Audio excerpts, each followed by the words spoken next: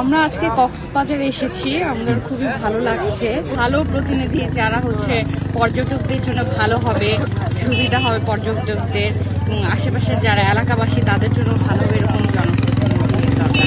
আমরা সারা বাংলাদেশ থেকে আসি, এটা একটা ভালো দিক।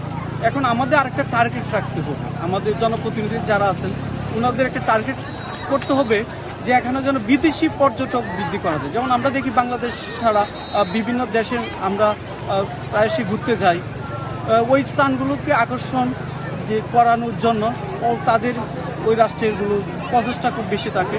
যেহেতু আমাদের বাংলাদেশে একটা নির্বাচন সামনে আছে, এখানে প্রতিনিধি হবেন নতুনভাবে, এখানে আবার উদ্যম শুরু হবে।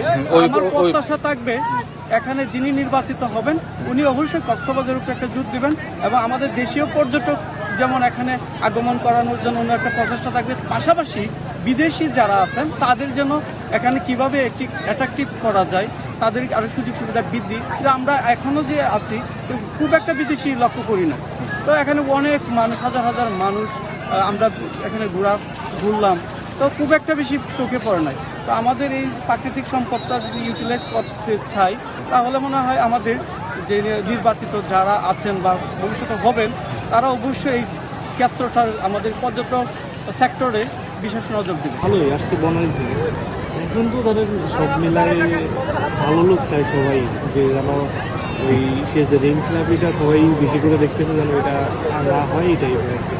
পুরো বাংলাদেশেই সেম হয় এই টাইপের।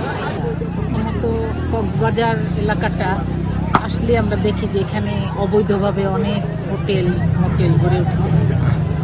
এমন একজন জনপ্রতিনিধি আসা উচিত যিনি হবেন জনবান্ধব এবং দুর্নীতি মুক্ত, এবং তিনি দুর্নীতির বিরুদ্ধে জেহাদ ঘোষণা করবেন এবং এই সমস্ত অবৈধ যত স্থাপনা আছে সেগুলো উঠিয়ে দিয়ে যেগুলো বৈধ সেগুলো থাকুক, এবং এই বিচটা আগে যেমন সৌন্দর্যমণ্ডিত ছিল এখন কিন্তু সেরকম পাই না, অনেক নোংরা, অনেক এইটা আমরা চাই যে আরও পরিষ্কার পরিচ্ছন্ন যদি করে দেন আমাদের যিনি জনপ্রতিনিধি হবে, সুন্দর একদম দুর্নীতি মুক্ত, অবৈধ স্থাপনা মুক্ত এরকম একটা সুন্দর সি বিচ চাই।